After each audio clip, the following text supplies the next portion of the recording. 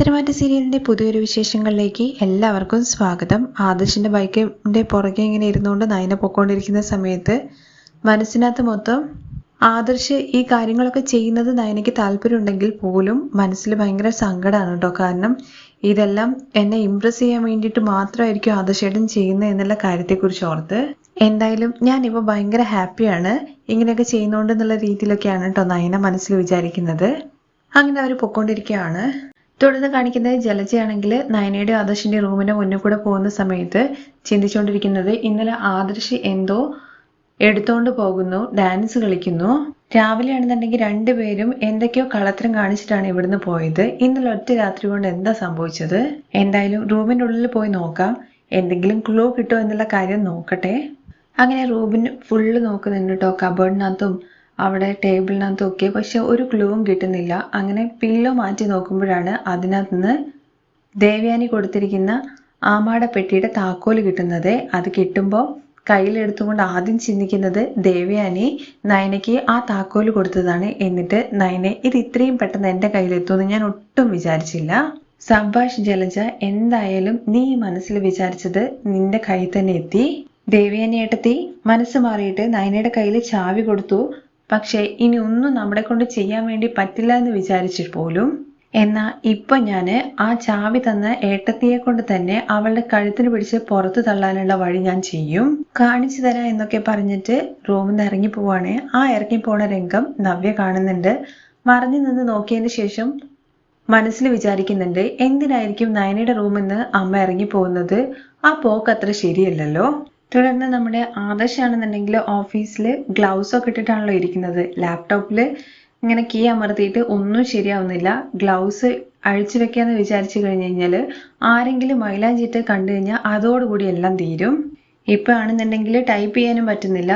ഏതാണോ അടിക്കുന്നത് അതിന് തൊട്ട് അപ്പുറത്തുള്ളതാണല്ലോ അമരുന്നത്. ഇപ്പൊ എങ്ങനെ കീ ടൈപ്പ് ചെയ്യുന്നുള്ള കാര്യമൊക്കെ ചിന്തിക്കുമ്പോഴാണ് എക്സ്ക്യൂസ് മീ സാർ എന്ന് പറഞ്ഞിട്ട് പവിത്ര അങ്ങോട്ട് വരുന്നത്.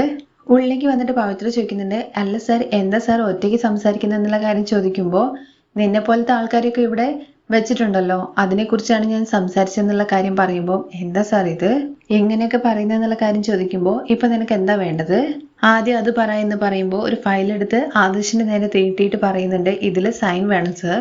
താ എന്ന് പറഞ്ഞിട്ട് വലിയ കാര്യത്തിൽ ഫയലൊക്കെ മേടിക്കുന്നുണ്ട്. ഫയൽ മേടിച്ചിട്ട് ടേബിളിന്റെ മേലെ വെച്ച് പെൻ എടുക്കുമ്പോൾ പെണ്ണ് താഴെ പോവാണ്. പെണ്ണോണ്ട് ശരിക്ക് പിടിക്കാൻ വേണ്ടി പറ്റുന്നില്ല കേട്ടോ, ഗ്ലൗസ് വെച്ച് ആ കൈ കൊണ്ട്. അങ്ങനെ കാണുമ്പോൾ സാർ ഗ്ലൗസ് ഊരിയിട്ട് സൈൻ ചെയ്യൂ സാർ. അപ്പൊ ആദർശ് ഇങ്ങനെ തുറിച്ചു നോക്കുന്നുണ്ട് കേട്ടോ പവിത്രയെ. അല്ല സാർ, ഗ്ലൗസ് ഊരി കഴിഞ്ഞ് കഴിഞ്ഞാൽ കുറച്ചും കൂടി കംഫർട്ടബിൾ ആയിട്ട് സാറിന് സൈൻ ചെയ്യാലോ, അതുകൊണ്ട് പറഞ്ഞതാണ്. ഇന്ന് മൊത്തം ഗ്ലൗസോട് കൂടി തന്നെ നിൽക്കണം, കുടുംബ ജ്യോത്സ്യം പറഞ്ഞു എന്ന് പറയാണ് ആദർശ്. കുടുംബ ജ്യോത്സ്യം പറഞ്ഞത് കേൾക്കാണ്ടിരുന്നു കഴിഞ്ഞാൽ അത് തെറ്റാവും, അതുകൊണ്ടാണ് ഞാൻ തന്നെ ഇട്ടത്. അതിൻ്റെ ഇടയ്ക്ക് നയന ഉള്ളിലേക്ക് കയറി വരുന്നുണ്ട്. എന്നിട്ട് ഭയങ്കര കഷ്ടപ്പെട്ടിട്ട് ആദർശ് സൈൻ ചെയ്യാൻ വേണ്ടി പോകുമ്പോൾ നയന പറയും, ആദർശേട്ടൻ ഞാനും പവിത്രി മാത്രമല്ലേ ഇവിടെയുള്ളൂ, ഗ്ലൗസ് ഊരിക്കൊള്ളാൻ വേണ്ടി പറയുമ്പോൾ അയ്യോ അത് പറ്റില്ല, ജ്യോത്സ്യം പറഞ്ഞിട്ടുണ്ടെന്നാണ് സാറ് പറഞ്ഞത്. ഏത് ജ്യോത്സ്യം എന്നുള്ള കാര്യം നയന ചോദിക്കുമ്പോൾ ആദർശ് ബബബ അടിക്കുമ്പോൾ എന്താ കുഞ്ഞു കുട്ടികളെ പോലെ കാണിക്കുന്നതെന്ന് പറഞ്ഞിട്ട് ഗ്ലൗസ് ഊരാൻ വേണ്ടിയിട്ട് പിടിച്ചു വലിച്ചിട്ട് നയന ഗ്ലൗസ് ഊരുവാണ്. എന്നിട്ട് കൈ നേരെ പവിത്രയ്ക്ക് കാണിച്ചു കൊടുക്കാൻ കേട്ടോ, ദാ ഈ ജ്യോത്സ്യനാണ് പറഞ്ഞത്. ഇത് കാണുമ്പോൾ പവിത്ര പറയുന്നുണ്ട്, സാർ നിങ്ങളുടെ കൈക്ക് മൈലാഞ്ചി നല്ല ഭംഗിയുണ്ട് സാർ. സാറിന്റെ കൈ കാണുന്ന സമയത്ത് മാഡം സാറിന്റെ മേലെ എന്തോരം വിശ്വാസം വെച്ചിട്ടുണ്ടെന്നുള്ള കാര്യം മനസ്സിലാവുന്നത്. നീ എന്താ പറയുന്നത്, ഒരു ബന്ധമില്ലാത്ത കാര്യങ്ങള് എന്റെ കൈ നോക്കിയിട്ട് നിനക്ക് എങ്ങനെയോ അത് മനസ്സിലാവുന്നെന്നുള്ള കാര്യം ചോദിക്കുകയാണെ പവിത്രയുടെ അടുത്ത്. അത് സാർ, പെണ്ണുങ്ങള് കയ്യിൽ മൈലാഞ്ചി ഇട്ട് നന്നായിട്ട് ചുവന്നു കഴിഞ്ഞു കഴിഞ്ഞാല് അവരുടെ ഭർത്താക്കന്മാര് അവരെ നന്നായിട്ട് സ്നേഹിക്കുന്നുണ്ടെന്നാണ് അർത്ഥം. അതുപോലെ തന്നെയാണ് സാർ, ആണുങ്ങൾ കയ്യിൽ മൈലാഞ്ചി ഇട്ടിട്ട് നന്നായിട്ട് ചുവന്നിട്ടുണ്ടെങ്കിൽ അവരുടെ ഭാര്യമാര് നന്നായിട്ട് സ്നേഹിക്കുന്നുണ്ടെന്നാണ് അതിന്റെ അർത്ഥം. ഇതുപോലും സാറിന് അറിയില്ലേ, സാറിന്റെ കൈ എന്തോരം ചുമന്നിട്ടുണ്ട്. നയന മാഡം സാറിന്റെ മേല് നല്ല സ്നേഹം വെച്ചിട്ടുണ്ട്. തുടർന്ന് ആദർശ് പറയുന്നുണ്ട് കേട്ടോ, സൈൻ മേടിക്കാൻ വന്ന ആള് ആ ജോലി തീർക്കാതെ എന്തിനാണ് ഇപ്പൊ ഇങ്ങനെയൊക്കെ പറയുന്നത്? നിനക്കിപ്പോ സൈൻ അല്ലേ വേണ്ടത്, ഇതാ ഇട്ട് തരാം എന്ന് പറഞ്ഞ് ഫയലിനകത്ത് സൈൻ ചെയ്തിട്ട് ഇതാ എന്ന് പറഞ്ഞ് കൊടുക്കുകയാണ്. താങ്ക് യു സാർ എന്ന് പറഞ്ഞ് പവിത്ര അവിടെ നിന്ന് പോവാണേ. അത് കഴിഞ്ഞ് നയന പോകുന്ന സമയത്ത് ആ ഗ്ലൗസ് തന്നിട്ട് പോയെന്ന് പറയണേ. ഇതെന്തിനാ, ഞാൻ തരില്ല എന്ന് പറഞ്ഞ് മാറ്റി പിടിക്കുമ്പോൾ നയന പുറകില് ചേര തട്ടി വീഴാൻ വേണ്ടി പോവാണേ. അപ്പോഴേക്കും ആദർശ് പിടിക്കുന്നുണ്ട്. അങ്ങനെ ആദർശ് ഇങ്ങനെ പിടിച്ചിങ്ങനെ നിന്ന് നയനയുടെ കണ്ണുകളിലേക്ക് ഇങ്ങനെ നോക്കുന്നുണ്ട്. ആ സമയത്ത് നയന പറയുന്നുണ്ട്, ആദർശന്റെ കയ്യില് മൈലാഞ്ചി നന്നായിട്ട് ചേരുന്നുണ്ട്. എനിക്കും അങ്ങനെ തോന്നുന്നുണ്ടായിരുന്നു. പക്ഷേ ഇത്രയും അഴകാവാനുള്ള കാരണം എന്താന്ന് പവിത്ര ഇപ്പൊ പറഞ്ഞപ്പോഴാണ് എനിക്ക് മനസ്സിലായത്. നിന്റെ സ്നേഹം കൊണ്ടാണ് അത് ഇത്രയും ഭംഗിയായത്. ഇത് കേൾക്കുമ്പോൾ എനിക്ക് ഭയങ്കരമായിട്ട് സന്തോഷമാവുന്നുണ്ട് കേട്ടോ. അത് കഴിഞ്ഞ് എഴുന്നേറ്റ് നിന്ന് ആദർശിനൊരു നോട്ടൊക്കെ നോക്കി ചിരിച്ചിട്ടാണ് നയന റൂമിൽ നിന്ന് ഇറങ്ങി പോകുന്നത്. അങ്ങനെ ആദർശാണെന്നുണ്ടെങ്കിൽ നയനയുടെ അടുത്ത് ആ സ്നേഹം ശരിക്കും പറയാൻ കിട്ടിയൊരു അവസരമാണല്ലോ. ആദർശിന് തന്റെ സ്നേഹം മനസ്സിലായി എന്ന് നയനയോട് പറയുന്ന ആ ഒരു ഇതാണല്ലോ ഭയങ്കര ഇതായിട്ട്. യെസ്, നയനയുടെ കണ്ണുകളിലുണ്ട് അവളുടെ സ്നേഹം. ഉറപ്പായിട്ടും നയന ഇവിടുന്ന് US പോവില്ല.